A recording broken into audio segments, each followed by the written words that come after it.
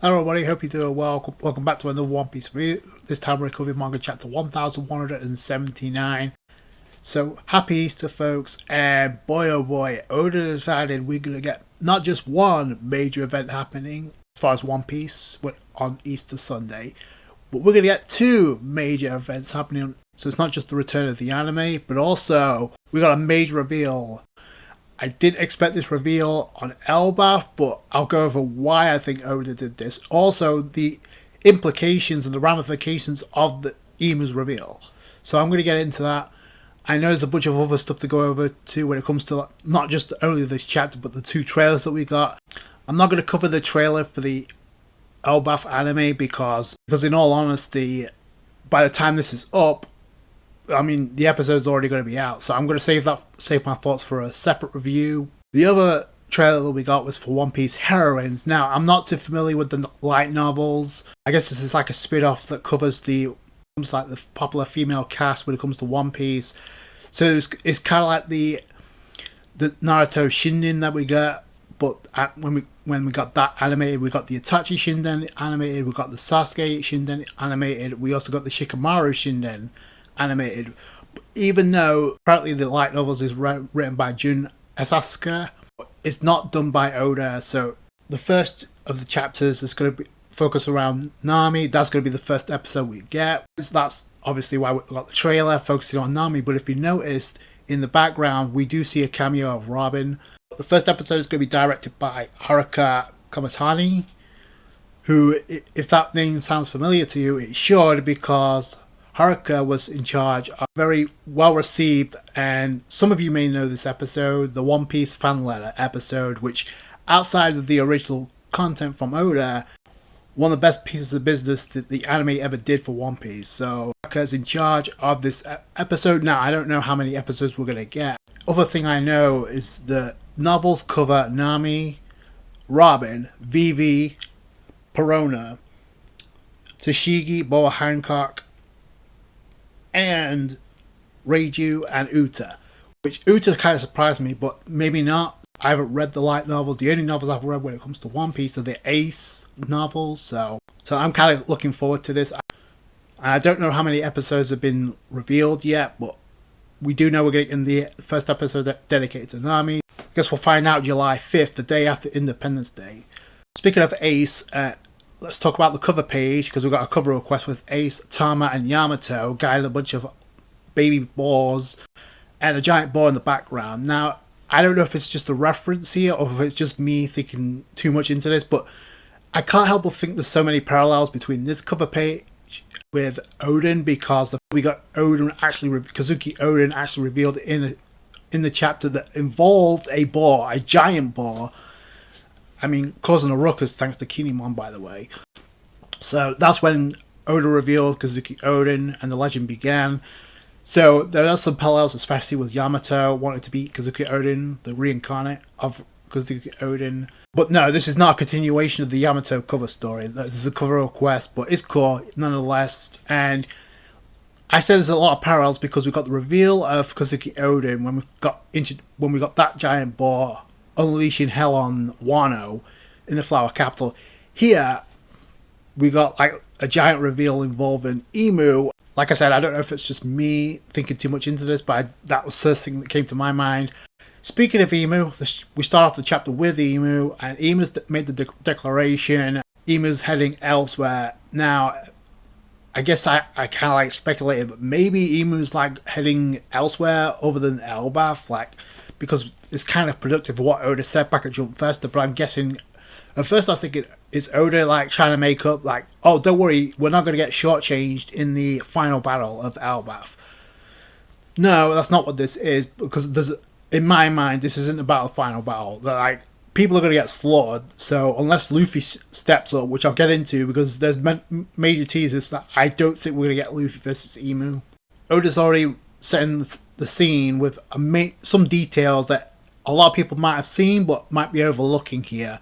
But I'm going to go over that. So we start with Emu. Emu's made the declaration. Emu's dead set on heading for Elbaph, nowhere else. And the Gorosei, they're trying to talk Emu out of going to Elbaph. You need to stay here on Marajoa. But here comes the gaslighter himself, St. Garling, coming up, said, hey, how can you be so calm at a time like this? Even though the Horrorland is somewhat safe, with Shamrock's return, so Oda had to hype up Shamrock, even though we haven't seen him do anything but attack a Loki that was restrained, by the way. Whatever chaos took place on Murajoa is apparently resolved. Now, that doesn't mean whoever caused the chaos, has been defeated. We don't really know what went down. If the revolutionaries were responsible for this, they could be elsewhere now. So that could be kind of good that they're not tied down with this, and we may end up getting a Dragon and Luffy. Well, we kind of have to before the end of the series. So a Dragon Luffy reunion. So Garling obviously trying to hype up his son by saying Shamrock was the difference maker. If you got a chance to sit here and do nothing while that lower world resupply operation is still ongoing, to I guess resupply food for the Celestial Dragons, which was caused by the revolutionaries in the first place. But you got Garling there, so what we need right now is literally power to control the world.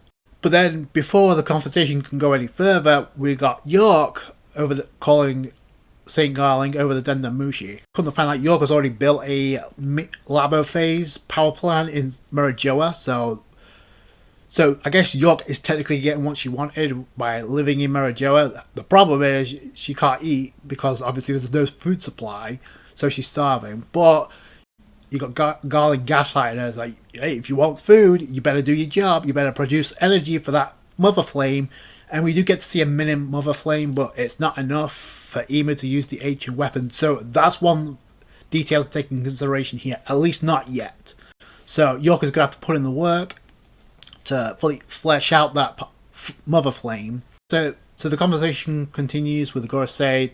All of this began with the appearance of Nika, trying to blame all this on Nika, even though the Gorosei kind of put this on themselves because of the shady activity they tried to use with CP0, trying to intervene with Kaido versus Luffy to fix that fight to make sure Kaido win. But that interference allowed Luffy to not only come back to life, but also awaken Gear 5th. So they brought that on themselves. You got St. Jupiter trying to reason with Emu not to leave Pangaea Castle. We'll dispatch the admirals, sending the admirals to Elbaph. But then Nasjuro's like, no, I'd advise against that because they're far too occupied with everything going on. So Oda's being very vague here. One instance he's saying like, oh, whatever chaos is going on has been quiet down a little. So the other is like something else is still going on here. So which is it? Either way, it's just an excuse for not having the admirals on standby. And to be honest, I don't know what, outside of Akainu, I don't know what difference they would make. We've already seen what happened with Kizaru. Like, no, we can't use the admirals here. They're too busy. You got Top Man Mercury. It's like, oh, we'll go ourselves here. So trying to repeat what they did with Elgin Island. Only this time, Emu's like, cast aside all your lust, pride, and sloth at once. In other words, shut your mouth. I'm taking care of this. Everything was inevitable, and we get a montage of panels involving Emu's encounter with Zebek when Zebek said, "You better watch your back because I'll be returning here," even though he never returned to the flower room. But either way, we got the panel of Raja and his final words before he's executed. We got the birth of Shirahoshi. We got Shanks and the fact that the devil fruit, the Nika fruit, was stolen. Even though technically Shanks was the one that stole it, but we got also a panel of Harold, which transitions into Loki, and we come to find out that Loki was a part of the ship that sailed through the fog. Now, correct me if I'm wrong, didn't Luffy from the Blackbeard Pirates mention a ship in the fog that had a devil fruit to sink other ships that approached them? So is that Oda kind of revealing that Loki was on a part of that? Just trying to get that plot point out of the way. So, I don't know, because a lot of people seem to think that Fourth Rod Poneglyph is on that ship. Oh, there was a ship sailed through the fog, so we've got Loki on board. And then finding out that Loki was Harold's son. We got epic battles of Marineford where we got Luffy, Whitebeard, and we got Teach when he showed up as well. We also got Cobra when he revealed Lily was a Nefertari D Lily, which also means Vivi's a D, which also has to tie up at some point with Vivi meeting Luffy. I'll get into that shortly. And we also got the pictures and the bounty poster. I'm kind of wondering if this was like pretty much foreshadowed back then, because we got remember the battle posters of Luffy and Teach, you know how they had along with Shirahoshi's picture. Meanwhile, you got a panel of Emu holding a picture of Vivi back at the Reverie. So I'm wondering, back then, did Oda foreshadow because characters would actually show up in the same location down the line? Was this foreshadowing? We kind of have an idea that Teach is going to go after Shirahoshi here, especially with him meeting up with Karabo. Then we got obviously Luffy. So wherever Vivi and Shirahoshi are, you could expect Luffy there as well as Teach. So I don't know, was that foreshadowing? And then we got the final panel of Emu's, Emu's trauma, and Emu and the portrait of Lily, but you can't have Lily since she's not around anymore. And we got the dialogue from Emu. Do you insist on making Emu suffer? Mu desires Vivi. So Emu's still all about Vivi, and I mentioned this in my last review. Like, that's still a vocal point here. So, but I'll get into that more. But Emu's like, all this began long ago. We got the pentagram, abyss seal. For Emu to make the travel to Elbaph. So that the beginning stages of this chapter was like setting the tone for the rest of this chapter. Like, the Gorosei realize they can't stop him. Like, I like the fact that Emu's taking the reins here. And the Gorosei are like, you must not leave the castle if you descend to the lower wood. And this was kind of setting the stage for what we've seen with Emu's body when we get the reveal. But I'll get into that more later. But the Gorosei basically just said there's no one that can stop him. Him. That's one reveal. The other reveal, we get to Elbaph, and things seem to be a little bit dubious, and I guess Gerd pretty much spotted Saint Summers trying to reattach himself. Goldberger has Saint Summers' heart in his hand, and I don't know why Oda decided to like add the detail that it was a metal heart when Zoro comes up with the idea, all we have to do is just smash it to bits and he won't be able to return to normal. And you see the panel of Saint Summers like, oh shit, like, yeah. So, I don't know, unless Emu intends to bail the Holy Knights out, I don't see this looking too well for Saint Summers or Saint Killingham. And speaking of which, we go to Wara's school, where Saint Killingham is kind of threatening Sanji. It's like, oh, I won't forget your name, Sanji. Go ahead, say my name. And Sanji, obviously, we got the gag here. Sanji's like, nope, I forgot your name. Sorry. Meanwhile, we got Jinbei on the lookout for Chopper, because obviously Brook and Usopp is still out of the game. Then we got Gunko, who's frozen solid, and we got Loki asking why is the school frozen, and Lil is actually revealing no, it's not that it's frozen. The thermal energy was drained from the flames. But even so, the food is even frozen, which could be a problem for Luffy. Because meanwhile, you got Loki and Ratatoskir that's able to eat, but Luffy can't. You got Luffy who wants to like give this food to Brook and Usopp, but Loki's like, you need to like get back to normal before you can go anywhere. We got Luffy asking Loki about Gunko, the girl. Is she dead? Did she die? And Loki's like, no, she's kind of like frozen, but she's not dead. So, which, I mean, we could have all predicted that was the case. But apparently Ratatoskir is the only one that could carve up the ice and slice up into the ice. So that's kind of like, okay, Loki can't do that. We go to another detail that a lot of people may have spotted but aren't really going over. So we start off with Nami, who's noticing the beginning of the turmoil about to engulf Elbaph, where the Aura's castle. We got a bolt of smoke, a dark smoke in this case, striking the area outside of Aura's castle, striking multiple villages, multiple areas on Elbaph. It's not affecting the people of Elbaph, it's affecting the houses and the trees of Elbaph because they're coming alive. And the moment that happened, a strange song, a strange beat in the background. And the moment I saw those houses come back to life, I was like, oh shit, this is like Big Mom all over again. This is like the homies, only in this case it's Emu doing this. You also got a song in the background which is also Big Mom vibes, because full reveal, this is what happened with the homies, and you got the song in the background. So I don't know if I should throw back to that, but that's immediately what I thought about. But yeah, but it's got an Emu spin on it.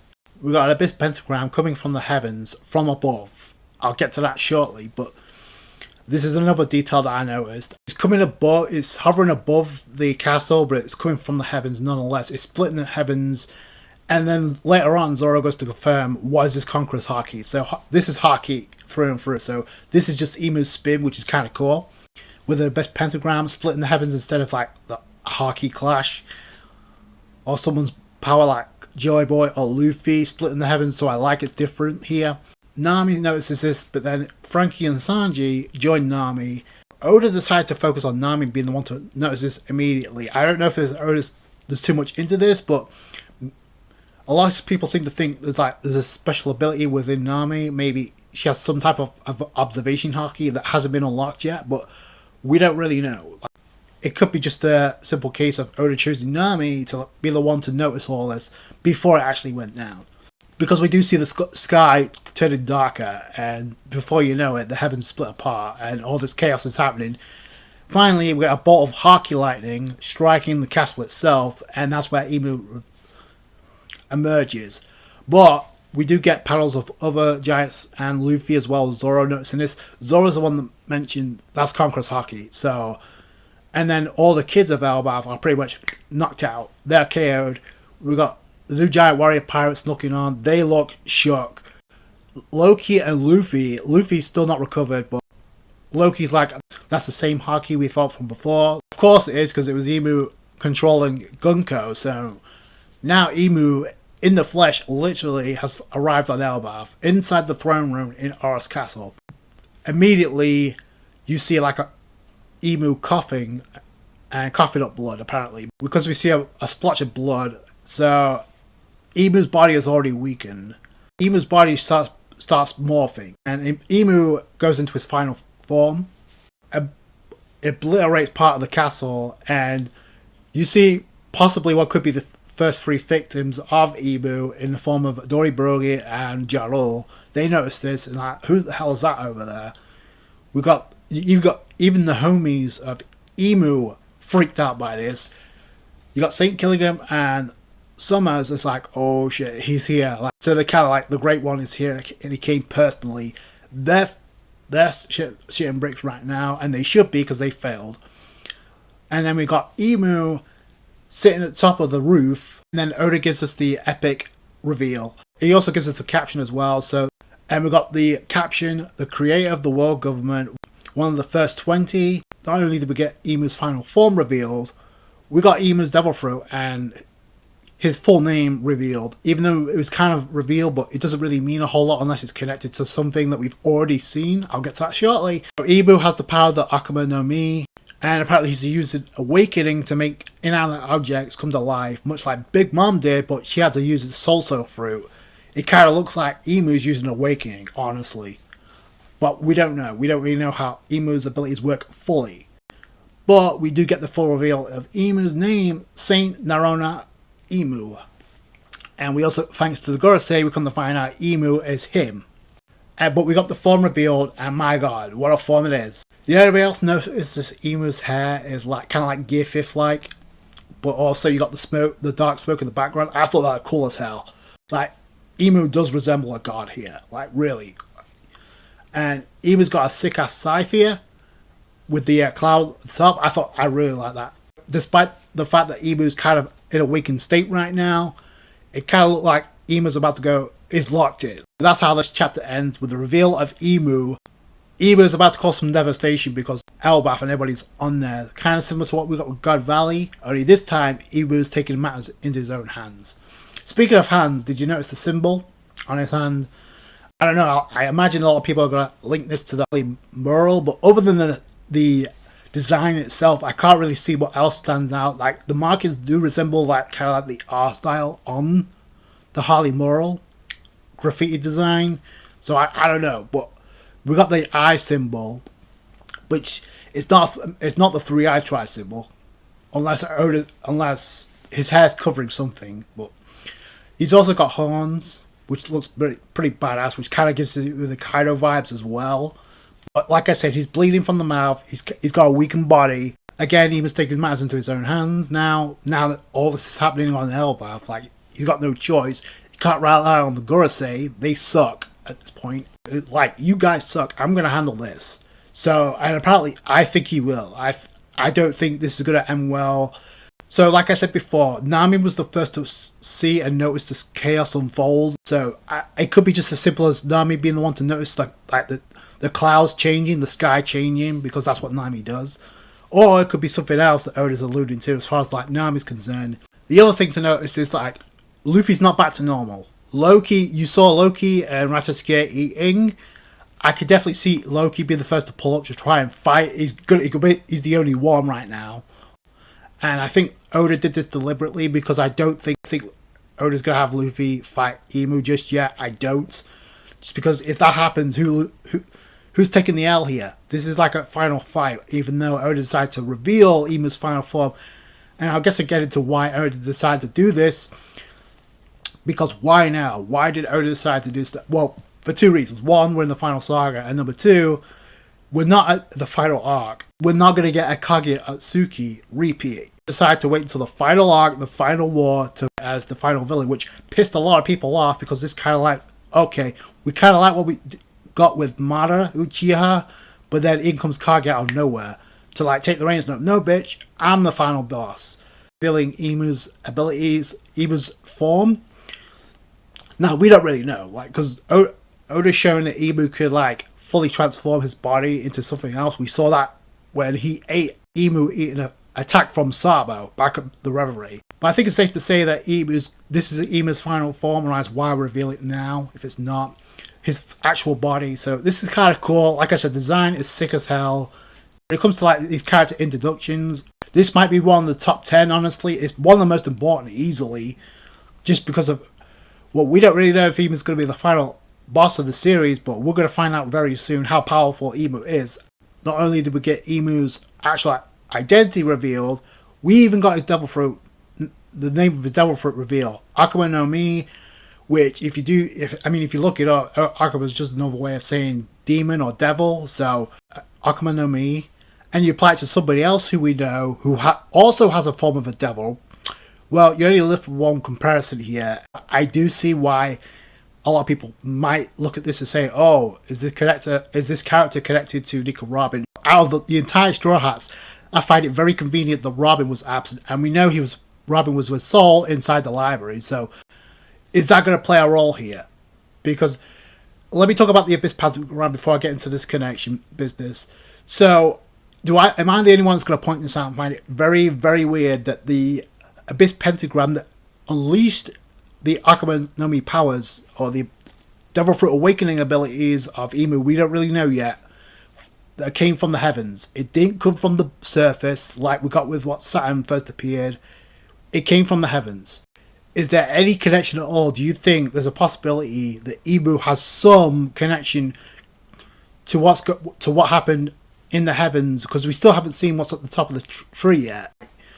The Harley mural is like a big red flag here, because we saw like Elbaph was in the middle, we saw the sides, we saw the war, we saw Emu on Zunisha, on an elephant that represents Zunisha. Is this what we're seeing here with Emu's abilities affecting his surroundings? Maybe that's what took place.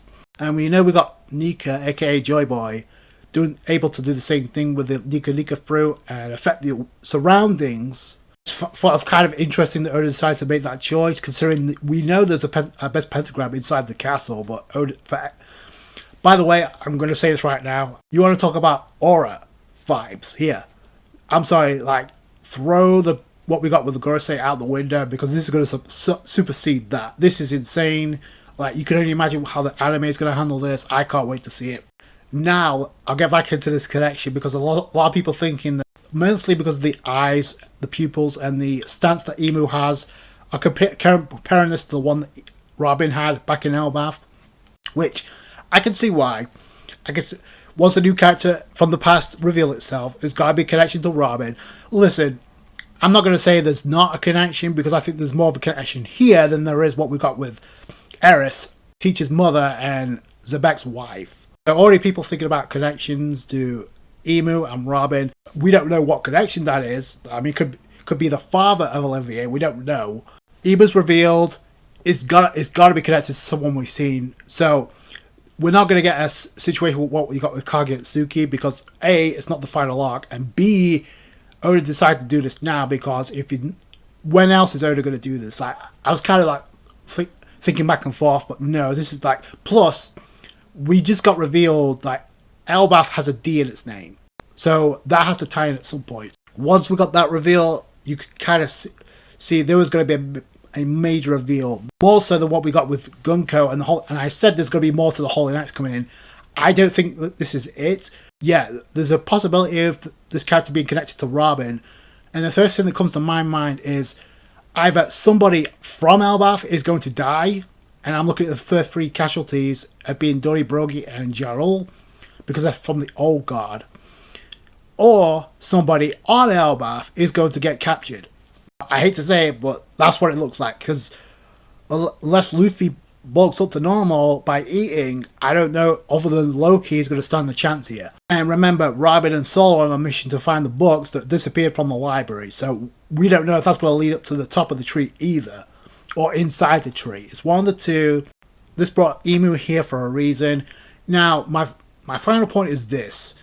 Like, Emu decides Vivi, right? You want to make Moose suffer? Like, I desire Vivi. So we haven't done shit to get Vivi back, which I don't know. The government don't even know Vivi's chilling with Morgan's News right now. So, but that has to play a role at some point. So why would Oda have Emu go to Elbaph in person, literally have Emu revealed in the flesh, if it's not going to have some tie into Vivi? And I said this from the get-go, like, you can't have separate events here, especially if Oda decides to, if Oda wants to ramp up the pace into lightning fast, you kind of have to tie that in there. So unless Vivi is going to find a way to appear on Elbaph, because we know there's going to be a reunion because Zoro foreshadowed it, when Zoro told Luffy, listen Luffy, don't underestimate Vivi. We'll meet Vivi again, but until we do, have faith in her. That's what Zoro told Luffy, and Luffy didn't have a comeback, nor did the other Straw Hats. Instead of like, oh, you green monster.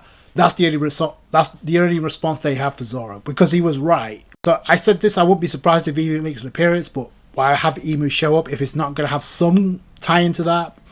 Plus, especially with whatever's going on in Merijoa. So there's a tease here and there. Boy, there's a lot to go over when it comes to this chapter. It's going to leave us something to chew on, because now Emu's in the flesh. Those are my thoughts. Emu is him, and it doesn't look good for Elbaph right now, or anybody on Elbaph. So if you enjoyed this video, you guys don't do hit that thumbs up. I appreciate that. I appreciate you guys' support when it comes to these One Piece reviews. Take it easy, guys. Bye.